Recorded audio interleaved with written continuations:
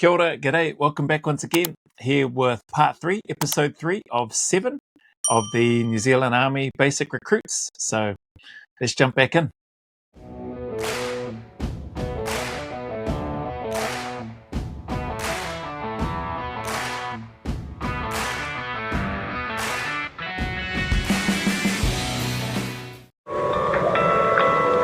Maia te tupua, maia te tawhito, maia te kahui o ngā riki, maia tawiwi kia tū matauenga. Each year a new intake of Army recruits arrive to complete their basic training. They'll be put and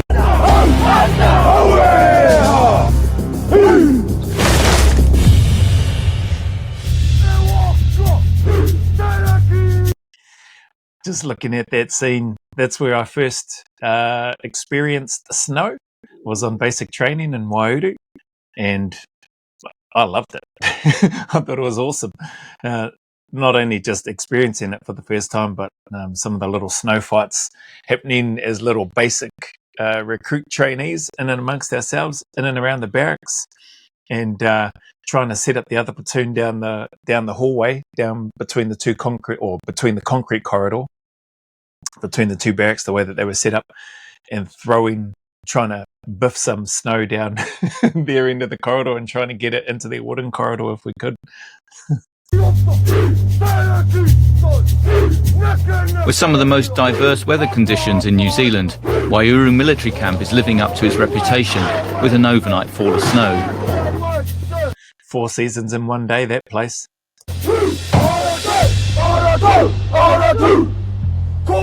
The recruits are now 8 weeks into their basic training, and it's still not officially winter yet.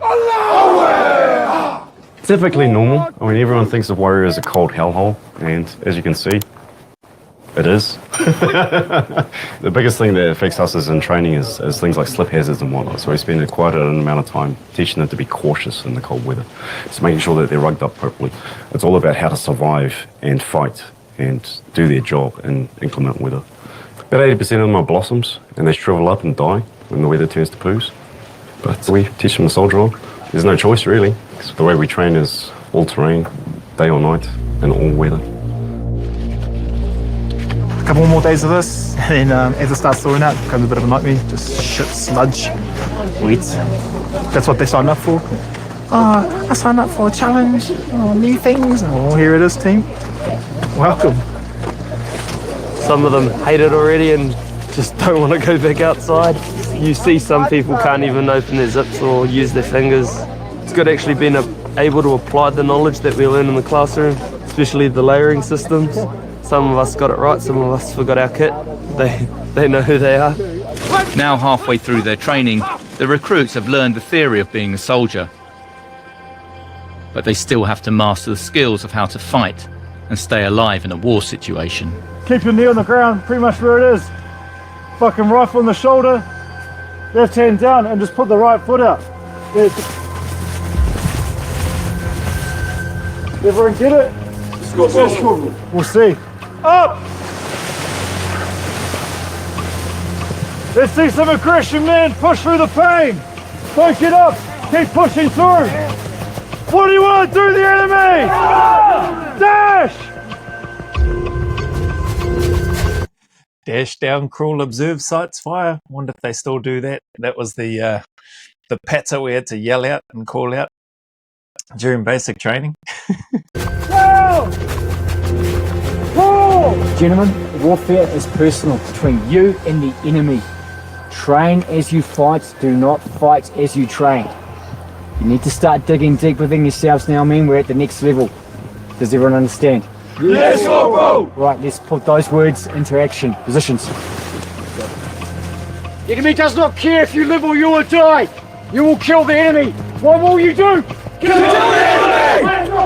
What do you all do? Kill the enemy! What are you trying to do? Kill the enemy! What are you trying to do? Kill the enemy!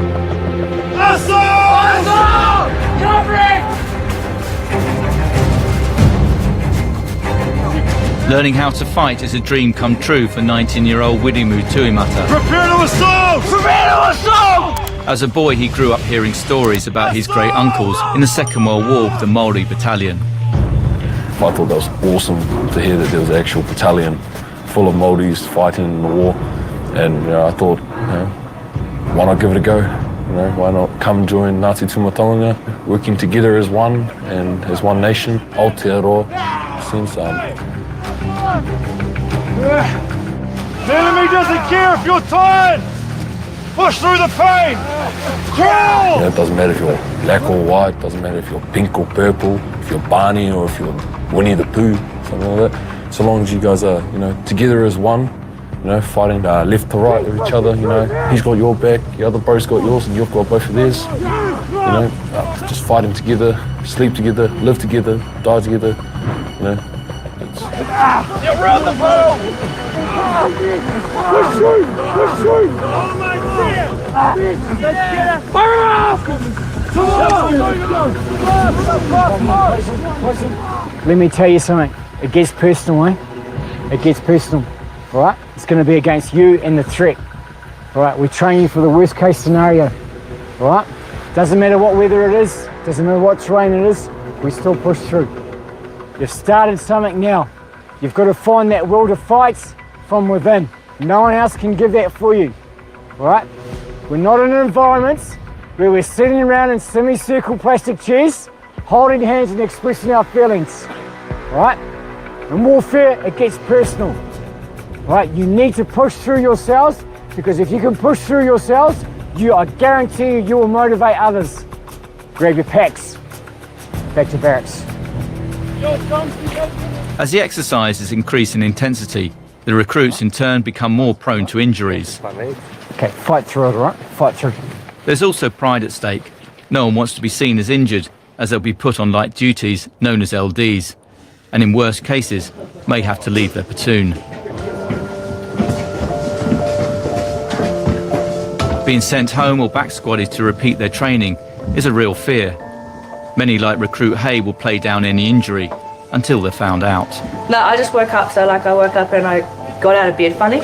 It was just that simple movement, and then and now I'm just like, but it'll be fine. I pretty much just have to do this to look, but I'm still hard though, it's just sore. Most recruits try to hide their injuries, but you can sort of see it when they think we're not looking, and as they walk around, they start to limp. We sort of pick up on these things. So whilst I do believe in the mindset of training rather than opt out, it's quite sad to see them leave. However, it needs to happen not only for our welfare or their benefit, but also just to maintain the momentum of the platoon. It's more annoying than anything, you know what I mean? I don't need to be on LDs or anything like that. There's no way I'm going to be part of that group. I am where I am. That's good to hear. You get some people that are quite happy to go on LDs, and they're frustrating. It's annoying. So it's nice to hear her say there's no way she wants to be a part of that group. It's not the group you want to be a part of. To be honest, it's really my pride. Not much escapes the eagle eye of the instructor. Forgot about these as well. Good old, they got flasher PT kit than what we had back in the day. Black shorts, green t-shirt. That was fine enough, I suppose. What is this? Ugly green t-shirt, ugly shorts. And now they've got, pretty decent PT kit these days from what I can see. But being out in your shorts, and looks like they've got a long sleeve, or they've got a thermal top on underneath their t-shirt, or maybe some of them have, some haven't. And out in the snow, those PT sessions were interesting.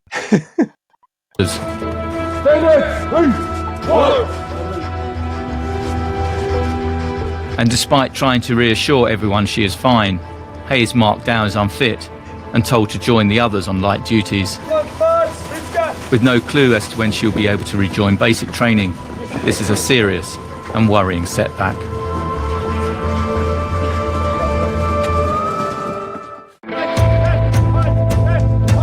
Halfway through their basic training, all recruits have to take the CFT, the Land Combined Fitness Test. Here they have to pass the exhausting tasks they would need in battle. It's going to come exhausting. I already can barely stand like now with all the weight on. Imagine trying to get up.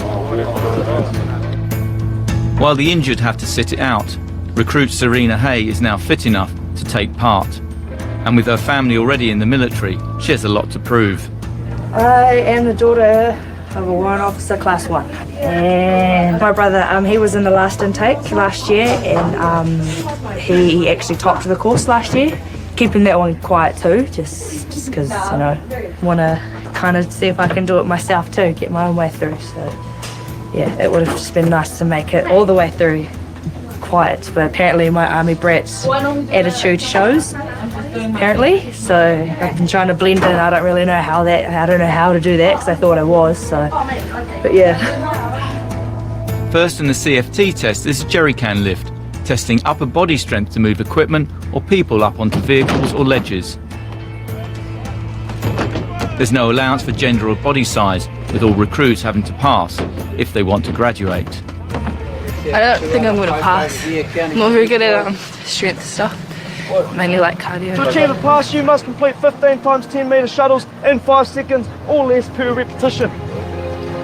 For recruit Lennox Winnietunner, it's a day of reckoning, as she hopes to prove herself to her family. I am the oldest sibling of 6. It wasn't a very stable home for a bit. My dad passed away when I was 14 from a brain aneurysm, and my mum went to prison just after, so when I was about 6 years old, I went to go live with Nan. So I pretty much was raised on like old school Māori values.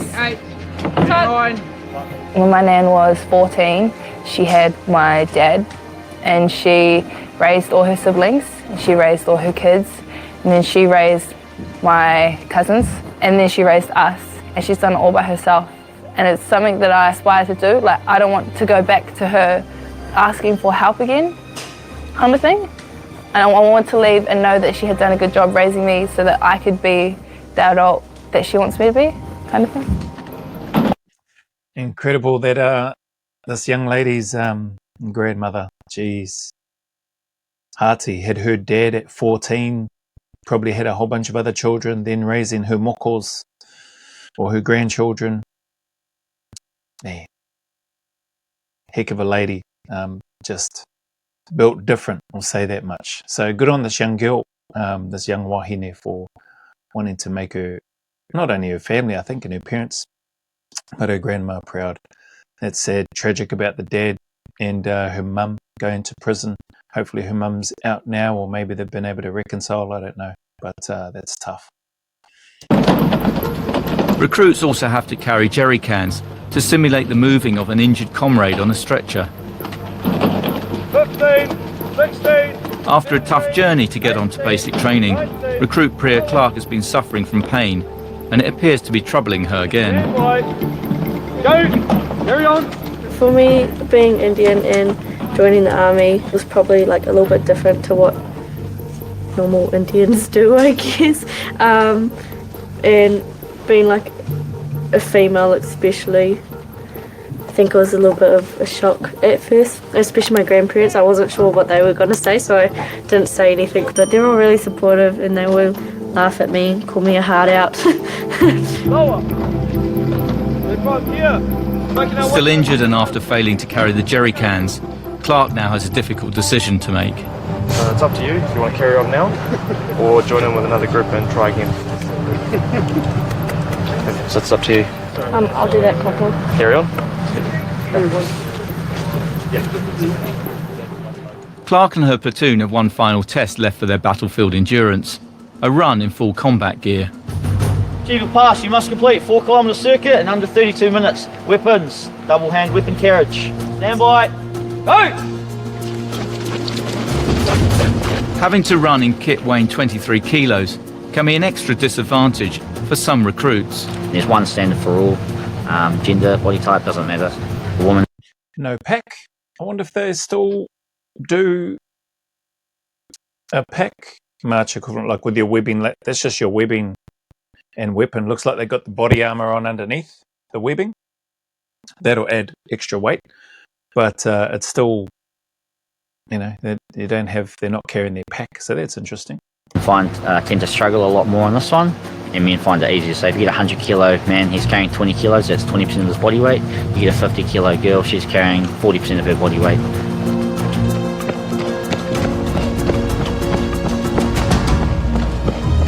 Recruit Rua Brock is first in at 23 minutes. Nice, hey. That's good. Despite being previously injured, Hay pushes herself to the limit and is the first woman to finish. Almost bombed. We've got 3 more minutes. 3 more minutes to get in. They can do it. Too much, all right. I like the emphasis on the two-hand weapon carriage for this particular activity that they have. That's cool. 26:43. The other recruits are cutting it fine, and for Sophie Early, she finishes in time, but is taken down with an asthma attack. On the grass, on the grill. Hands on your hips, breathe it in. In the nose, out the mouth. It's all over. Recruit Rowe has just come off LDs with leg injuries, but having to run in full kit is causing her problems.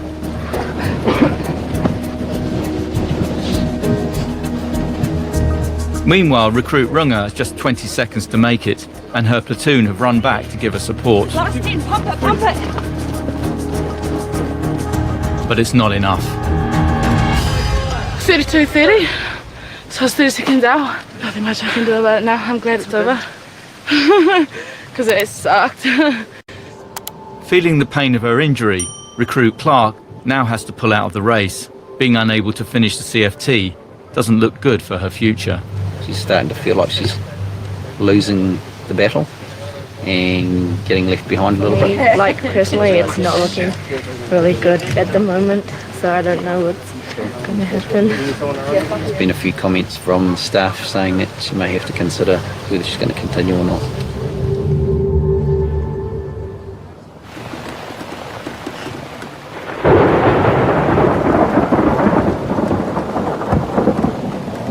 The following day, Recruit Clark is put on light duties, along with fellow roommate Ella Northey.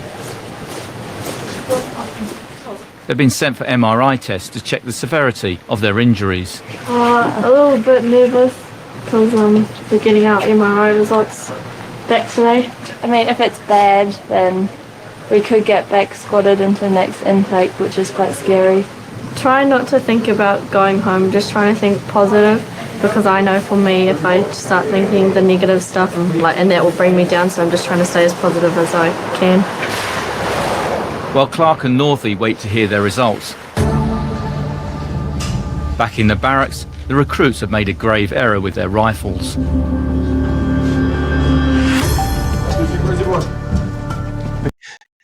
Too busy putting their makeup on. Must have gone to use the bigger mirrors down in the bathroom or something, left their weapons lying around on their low boys. Rifles up. Ready up. Yeah. I will not leave my rifle unattended. I will not leave my rifle unattended.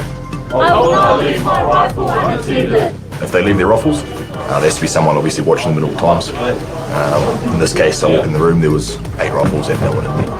So it's, they left their rifles unattended, so we deal with that. I will not leave my rifle unattended.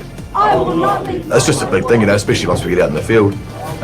That's your weapon, that's what keeps you alive at the end of the day. That's what fights the battle. And if you lose it or can't find it, you're absolutely useless. I will not leave my rifle unattended. I will not leave my rifle unattended. Motherfuckers. Who wasn't it? No blame, no blame. It was not good. It sucks. That's like his favourite thrashing for us. It burns. What I wanted to do was all of us take our rifles, but they were like, no, we'll just leave it here. And someone watch it, and that's what happens. You learn from it. Just take it with you. Yeah, shoot to kill exercises. I remember, I think he was Lieutenant Dempsey at the time, or maybe Captain Dempsey, our platoon commander, on my basic training. He'd get us to do the shoot, or they were called shoot to kill exercises, hold the weapon by the pistol grip and holding it out one hand, and then changing over to the other arm out in front, etc., etc. We'd be marching along or sometimes static, and just holding those out. But yeah, it definitely bites in the shoulders for sure. Hopefully they learn from that. I did. Look after it. The 64,000 hectare Waiouru military camp with its varying terrain is perfect to create authentic war exercises. Today the instructors are laying out markers for the recruits in case they lose their way during tonight's intelligence gathering exercise. So they'll get parked up out there at the end there, and then it's their job to get as close as they can undetected. The better the scenario, the better they embrace it, you know what I mean? Exactly. Because I can tell you on my one, it was pretty dumb. We just walked out to the hill, they were like, okay, crawl up to here in the middle of the night, and then we went home. There was no real, you know, like, we didn't have that sort of excitement, you know what I mean? We just want to create a scenario that probably stimulates them a bit more in regards to, you know, not only knowing that, oh, it's a nice thought, but actually having a purpose behind it. For example, like gathering intel rather than just going out there just to be ninjas. All right, man, good luck. I'll be on the other side. I like training recruits. So this job requires ridiculous amount of hours. I'm here posted unaccompanied, so I've just got myself to worry about. And I don't mind it because you see them go from nothing to something, and that's always a good thing. Especially when you march out, you know, and they're in their number ones. You know, mum and dad are clapping and crying and all that good stuff. And to an extent, you can actually claim the benefit of, you know, I trained that person, and it'll be someone to be proud of. It's cool that he's mentioned that. I think the other side of that is the recruits recognizing and remembering the NCOs that spent that time. Like for me, this will test me now. In my platoon anyway, I remember we had two section commanders. I remember my first section commander, Corporal Ken Tamohi. He is a beast of a man, well known in the battalion. So I had him. Then we ended up with a Corporal Pohatu, who saw out the rest of my basic training. Then the other section commanders that we had was so both of those were infantrymen, Corporal Tamohi and Corporal Pohatu. Then we had an engineer, NCO, Corporal Coulter. I think I spoke about him in another reaction. Then we had a Bombardier Garton was the other NCO. And our platoon sergeant was a female, Sergeant Gray. And we had, I think he might have been second lieutenant at that time, Dempsey, who was, our platoon commander for basic training. So, you know, you remember those people and the impact that they have. So even though I didn't have Corporal Coulter or Bombardier Garton as my section commander for the section that I was in, you know, you remember those instructors. And I remember, without realizing how many hours and stuff they would have been putting in behind the scenes, it was pretty easy to recognize the commitment that they made in being there early in the mornings, late at night, and instructing and leading us to the best of their ability. And I was very grateful for that anyway. And I think a lot of us, those in my section where, you know, everybody gets their, well, at least in my time, each section got their section commander, you know, gifts, and acknowledgement and appreciation for their efforts and the work that they did in helping to train us. Back at the barracks, the recruits are doing a refresher class on some of the skills they have learned this week. We are testing our hand signal skills right now. It's kind of like Chinese whispers. Like one person starts on one end, there's a whole sequence of hand signals, and we pass them on. Did you already just sit then? I got this, and then I got this, and then I got this. I think it's speeded up. Speeding up, eh? Apparently, well, like faster. Oh, speeding up, eh? Yep, that's the hurry up. Absolutely ridiculous.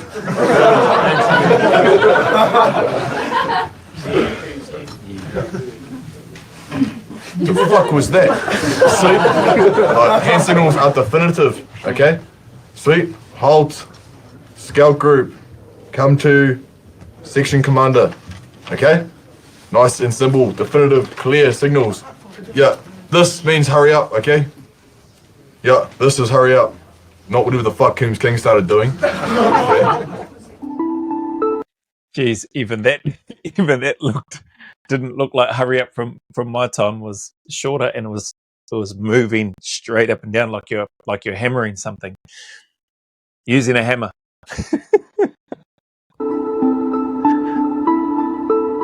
But for one recruit, these lessons could be coming to an end.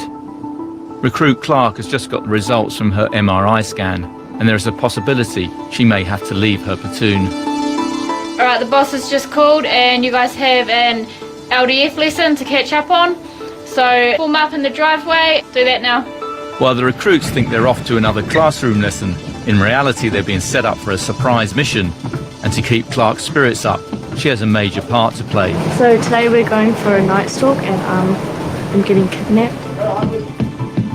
It's a bit hard to say because obviously I had some bad news today, but being able to do this and it's kind of fun, and I get to watch everybody else's reaction as well. So. Coming up platoon, step it up cleanly, by the left, quick march. Left, right, left, right, left, right, left.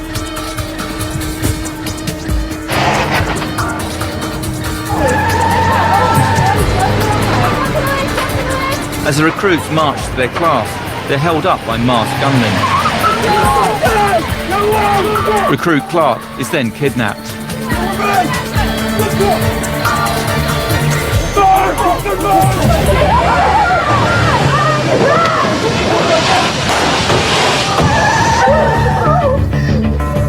we've got 8 minutes to get our cam on. 2 people just came out of the truck and I just couldn't believe it. It was so scary. I've just had a call from the platoon commander. He's given me some intel. I'm going to drop you out in the location that I think they've taken Recruit Clark to. Your key task to gain as much intel as you can, trying to suss out the enemy that took our mate. Make sure that you're not seen.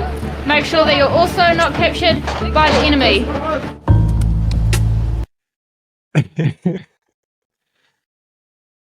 That's it's cool that they've gone to the effort to create this scenario, and clearly it's a scenario and the students will know. But you'd like to think surely some of the guys there, or somebody, females, guys, look to try to jump in and grab their mate back or fend off the two. So there's a platoon and there's 2 guys carrying weapons. You're carrying weapons too. Yeah, you might not have rounds and that in it. But yeah, just it would have been nice to have seen somebody try to grab, unless they were given the instruction to, don't fight back, leave them alone, just let them do what they need to do, then maybe that's a different story. The enemy and Clark's kidnappers are in fact Sergeant Pennyhar and Corporal Dowdle and his pet Rottweiler.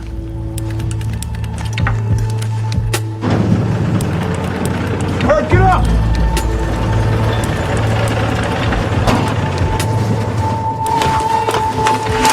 Stay on the side of the boundary.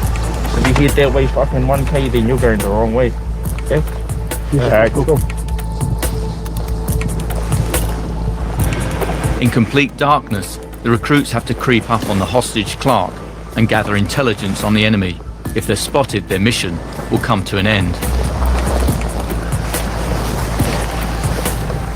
There's like 2 pieces of wood rubbing together over there and it sounds like a dog breathing. I'm shitting myself.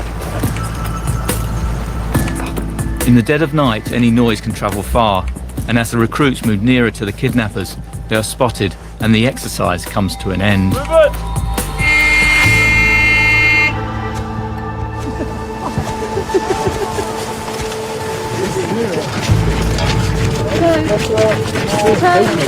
Sections.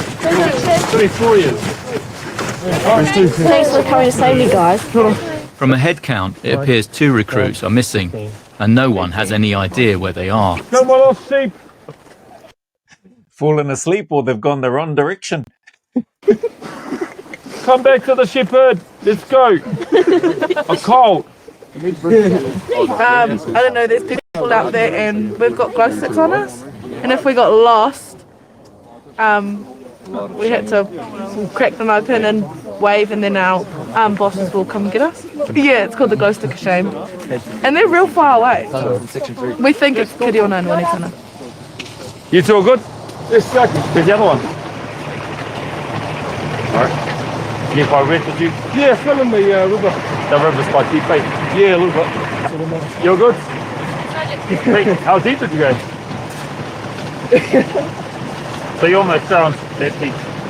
I didn't touch the floor, he grabbed me Oh, before I even went under. good work. Thank you, second. She almost drowned, but it's a good thing I'm a lifeguard. I went under and I screamed, and then he grabbed me. So I was like, nah, let's go back. It's all a learning curve. My boots are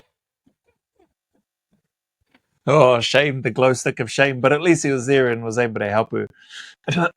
pretty good here. Like sprayed them with some heaps of resistance, and I just like walked over the water. You too? Jesus. Yeah. Oh, you too. Oh, there's sticks and shit in my room. Oh, I loved it. It was so scary. But it was great to put all the practice into play. Like everything that we've learned in these last 7 weeks. I just went whoop, straight in the stream. Like, I don't know if you can see, but it come up to here. And I was like, just panicked for a little bit. Yes, so like, this is definitely soldiering. Does that look right? No, it doesn't look right.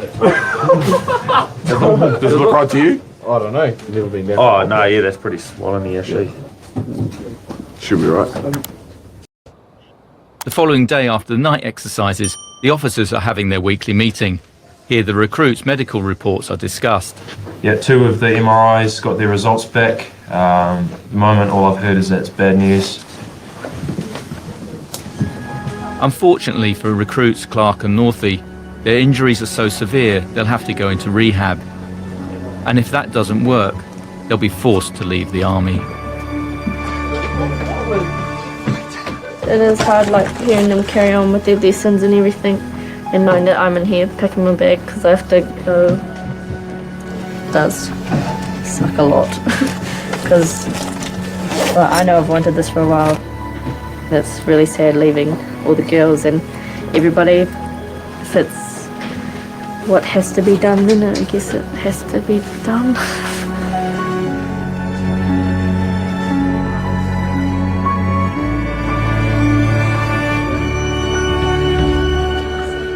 Coming up next week.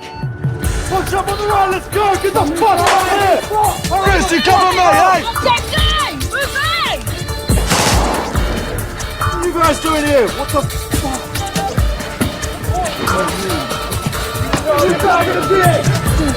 Oh, cracker. What are you guys doing here? What the fuck? Oh, man. Well, it was good. Enjoyed watching that and seeing these recruits and how they've been progressing through from where they're up to, week 7, week 8, or whatever it is of their 16 weeks. I'm enjoying it anyway, and appreciate your time and support as always. So thank you very much for stopping by if you've stuck around this long. And as always, the message is the same, regardless of any challenges, difficulties, trials you may be going through or experiencing. Just keep turning up, man. Keep staying in the fight. Put one foot in front of the other and take one day at a time.